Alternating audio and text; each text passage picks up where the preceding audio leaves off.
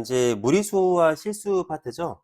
무리수와 실수 파트인데 이게 보니까 밑에 보세요. 보면 소수에 분류해 가지고 이런 것도 해 놓고 그 2학년 1학기 때 맨 처음에 그 순환소수 이런 걸 배우면서 그때 이걸 똑같이 했습니다. 예, 순환소수하고 뭐 순환하지 않는 무한소수는 무리수고 순환소수하고 유한소수는 뭐 유리수고 막 그랬었죠. 그리고 밑에 수체계가 또 나와 있어요. 또 나와 있는데 요거 다시 한번 봐볼 필요가 있습니다. 왜냐면 이 무리수와 실수를 공부하면서 실수의 대소 비교도 하고 할 거라서 그 성질들을 좀 보려면 다시 한번 볼 필요가 있습니다. 한번 다시 볼게요. 원래 수라고 하는 게 실수, 실제 존재하는 수예요. 그래서 실수라고 합니다. 그리고 사실 존재하지 않는 수도 있다고 했죠. 이거 허수예요, 허수. 그래서 고등학교 1학년 때 과정에서 배웁니다. 근데 요거는 지금 다룰 건 아니고 원래 이게 두 개 합쳐가지고 수라고 해요. 자, 실수는 실제 존재하는 수를 다 모아놓은 거예요.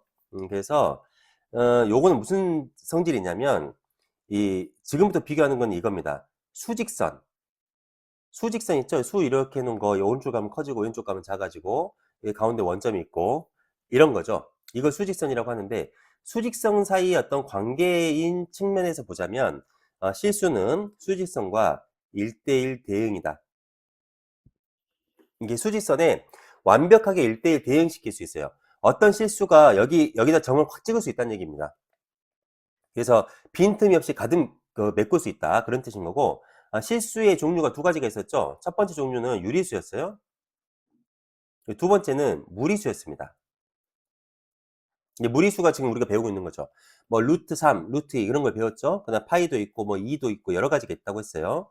그래서 배우는데 유리수하고 무리수는 성질이 뭐냐면 무수히 많습니다. 유리수 무수히 많아요. 무리수도 무수히 많아요. 무수히 많은데 유리수만 가지고 이 수직선을 가득 채울 수는 없어요. 왜냐면 여기다가 유리수 이 무수히 많은 점들을 찍어봤자 그 사이사이에 무리수들이 들어가야지 이제 완전히 채워지는 겁니다. 그래서 유리수하고 무리수 두 가지 종류를 가지고 그 수직선을 채우기 때문에 유리수만 가지고 가득 채울 수는 없다. 그런데 무수히 많기는 하다. 그래서 이걸 뭐라고 부르냐면 조밀성이라 그래요. 조밀하다.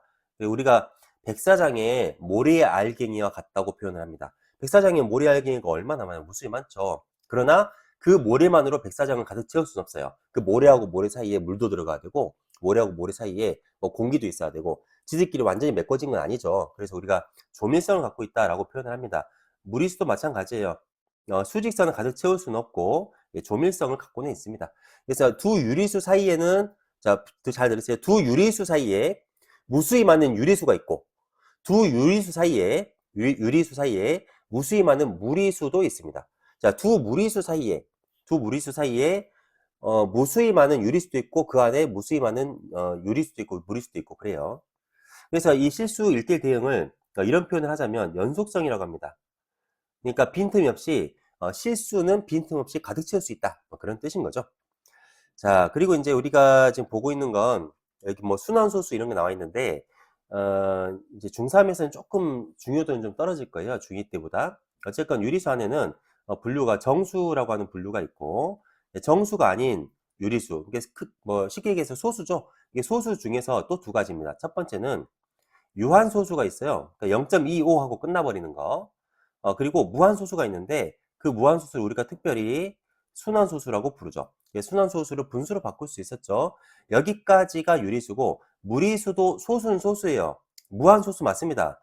근데 무한소수인데 어떤 무한소수냐면 순환하지 않아요. 그래서 비순환 무한소수라고 이렇게 부른다. 그래서 무한소수는 여기도 무한소수 여기도 무한소수지만 둘 다 유리수고 뭐 그런 건 아니라는 거죠. 자, 그렇죠. 얘도 무한소수가 있어요. 그 얘기를 지금 하고 있는 겁니다. 그래서 특별한 말이 없으면 수는 실수로 나타낸다라고 되어 있는데 고등학교 딱 올라가잖아요. 그러면 특별한 말이 없으면 실수도 되고 허수도 되고 그래요. 그래서 이렇게 쓰면 안 됩니다. 지금까지 쓰는 겁니다. 3학년 때까지만. 자, 다음 수가 유리수이면 유리수 뭐 써라 라고 했는데 루트 10은 무리수 맞죠? 무리수예요. 요거는 이게 10분의 7의 제곱의 루트를 씌워놓은 거라서 루트랑 제곱이랑 이렇게 사라지니까 10분의 7 이렇게 나오면 요거는 유리수라고 부르죠. 분수니까. 마이너스 루트 24. 이거를 안의 수가 제곱수가 아니죠. 제곱수 아니까 나올 수가 없어요. 그래서 무리수입니다. 이거는 뭐냐면 이 4번은 0.09는 0.3의 제곱이죠. 거기에 마이너스 있고 루트가 있어요. 마이너스 넣으면 혼자 따로 있는 거고 이 루트랑 제곱이랑 없애버리면 0.3이라고 할 수 있어요. 그래서 얘는 마이너스 0.3이니까 뭐예요? 유리수입니다. 자, 0.23땡 0.23333 가는 순환소수 오랜만에 보죠. 자, 요것도 유리수입니다. 순환소수. 자, 3.6은 10분의 36의 루트를 씌운 건데 얘는 루트 10분의 6이라고 해서 더 이상 정리가 안 됩니다. 루트 10이 살아있어서 얘는 무리수라고 할 수가 있는 거죠. 36이 제곱수처럼 보이지만 그렇지 않아요. 만약에 0.36의 루트 그러면 이거는 되죠. 얘는 0.6의 제곱의 루트니까 0.6이다 이렇게 할 수가 있어요. 그래서 얘는 유리수지만 3.6의 루트 씌운 것은 이거 유리수 아닙니다. 무리수죠. 자, 이렇게 정리를 해봤습니다. 그 다음에 이 무리수를 수직선 위에 나타내는 것은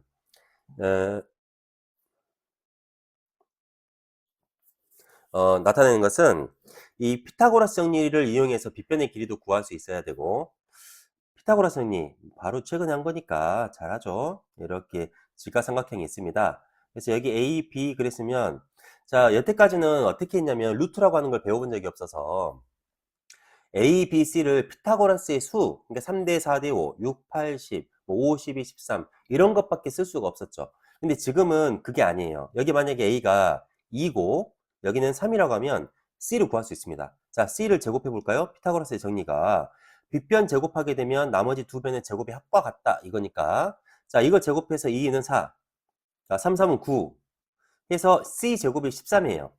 제곱해서 13 나오는 수를 우리가 알고 있습니다. C는 루트 13이라고 배웠죠. 제곱해서 13이 나오는 수. 그러니까 13의 양의 제곱근을 얘기하는 겁니다. 그래서 여기 2자리가 나오고 3자리가 나오면 빗변의 길이는 지금부터 루트 13이다. 이제 이런 게 가능해진 거예요. 피타고라스를 해서 빗변의 길이를 구해야 된다. 그리고 이제 요령이 있습니다. 어딜 중심으로 해서 길이만큼 이렇게 컴퍼스를 이렇게 대가면서 그 길이를 뭐 왼쪽으로 보내기도 하고 오른쪽으로 보내기도 하고 자 그런 건데 이 문제에 나와 있는 예를 한번 보죠. 이 루트 2하고 마이너스 루트 2를 수직선상에 표현을 해보세요 그랬는데 자 이게 아무것도 없는 상태에서 해봅시다. 자 여기 0이 있어요 원점. 그래서 정사각형을 하나 그립니다. 정사각형이 이렇게 하나 있다고 보죠. 그래서 여기 대각선 길이. 자, 여기 이제 좌표가 1이에요, 여기가. 그럼 여기는 이 삼각형, 직각삼각형에서 밑변이 1이고 높이도 1이니까 피타고라스를 해보세요. 그러면 여기 길이를 x라고 하면 x제곱은 1제곱 플러스 1제곱이니까 2인 거죠. 그래서 x는 루트 2를 내게 합니다. 제곱근 2인 거죠. 그래서 요 길이가 루트 2가 됐어요. 자, 그래 놓고 어떻게 하냐면 이 원점을 기준으로 잡아놓고 자, 컴퍼스를 돌립니다. 자, 여기서부터 여기까지 길이를 측정해서 얘가 원의 중심이에요. 그래서 원의 일부를 이렇게 그립니다. 그렇죠. 그래서 만나는 점이 생겼어요. 여기서부터 여기까지 요 길이가 사실 루트 2라는 거죠. 그럼 이 원점에서 루트 2만큼 오른쪽으로 갔으니까 여기 좌표가 플러스 루트 2라고 할 수가 있습니다. 자, 또 이번에도 요 길이를 재놓고 여기를 중심으로 해서 원의 일부를 또 그려요. 쭉 가지고 옵니다. 가지고 와서 여기다가 원을 그리다 보면 만난 점이 있죠. 그러면 요 길이가 뭐냐? 이것도 루트예요. 당연히 반지름 루트 2짜리. 그러면 원점에서부터 왼쪽으로 루트 2만큼 갔으니까 얘는 좌표가 마이너스 루트 2다 라고 하면 되는 겁니다. 자, 이런 식으로 수직선상에 표현하는 거는 이렇게 표현을 하면 돼요. 자, 밑에 예시 문제 있는 거 다시 봐볼게요. 이게 빗변의 길이가 루트 5인 직각삼각형 이용하여 자, 그러니까 빗변의 길이가 루트 5란 얘기는 여기 가로 길이가 2고 보이죠? 여기 세로 길이는 1이에요. 이런 직각삼각형에서 빗변의 길이는 피타고라스를 해보면 요거 x라고 하죠. 빗변의 길이를 5c라고 할까? 5c라고 합시다. 5c의 제곱을 하게 되면 자 2의 제곱하고 1의 제곱해서 더하니까 얼마예요? 5가 되죠. 5c 길이는 루트를 씌워서 이게 루트 5구나 이런 거 표현할 수가 있어요. 자 여기 원점이 있죠. 원점이 있어서 요 길이를 잰 다음에 원을 그렸습니다. 아까 이게 오른쪽에 해본 것처럼 원을 그려서 여기 만나는 점 이 길이가 루트 5니까 여기서부터 이 만나는 Q까지의 거리도 루트 5인 거예요. 자, 원점에서 루트 5만큼 갔으니까 여기 Q의 좌표가 루트 5이다 이런 겁니다. 자, 이 반지름 길이 루트 5죠. 똑같이 원을 그렸어요. 원을 그려서 다시 만나는 점이 있죠. 5부터 P까지 이 길이가 루트 5입니다. 루트 5. 그래서 원점에서부터 왼쪽으로 루트 5만큼 가면 걔를 마이너스 루트 5라고 하죠. 자, 이제 빈칸 채워볼까요? 자, OA의 길이는 5A를 잡았네요. OC는 사실 5A 똑같습니다. 5A의 길이는 아까 여기서 했네요. 이 삼각형.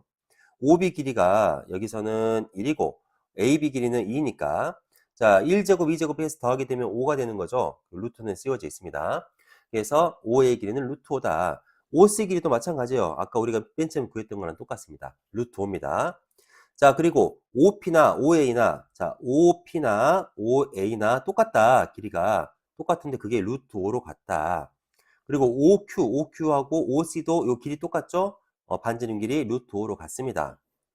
그렇죠? 그래서 P의 좌표를 뭐라고 하냐? 왼쪽으로 루트 2만큼 갔으니까 마이너스 루트 5라고 좌표를 적어주면 되고 Q는 오른쪽으로 갔으니까 플러스 루트 5라고 이렇게 좌표를 적어주면 됩니다. 자, 그렇죠? 음, 자, 3번 있고 4번까지 할 텐데 우리 2번 뒤에다가 방금 했던 거 이어서 연속으로 하나 더 연습합시다. 하나. 예를 들어 마이너스 2 플러스 루트 10을 한번 표현을 해볼까요? 자, 해봅시다.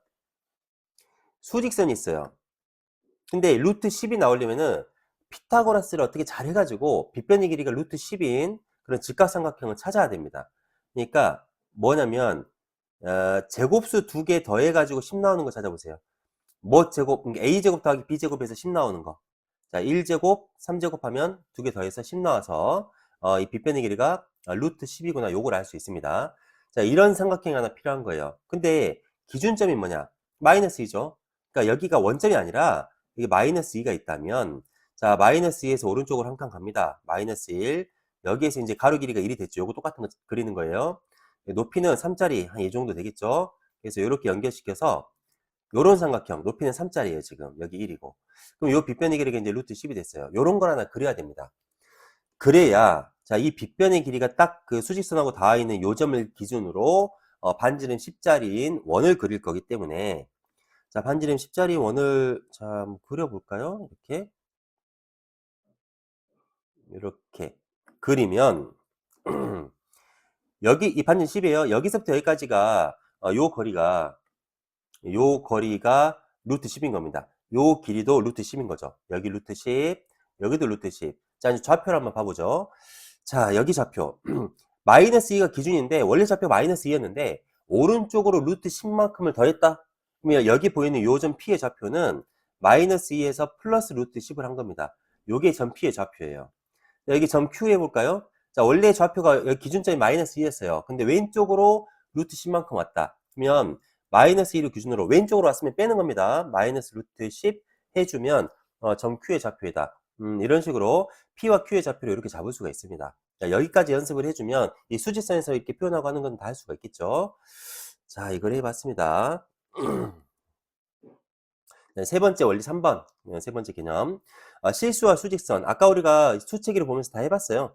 자, 유리수와 수직선. 서로 다른 두 유리수 사이에는 무수히 많은 유리수가 있고, 그렇죠? 그래서 유리수가 조밀하다고 해요. 조밀하지만 모래알갱이와 같이 무수히 많지만 그 유리수들로 수직선을 가득 채울 수도 없어요.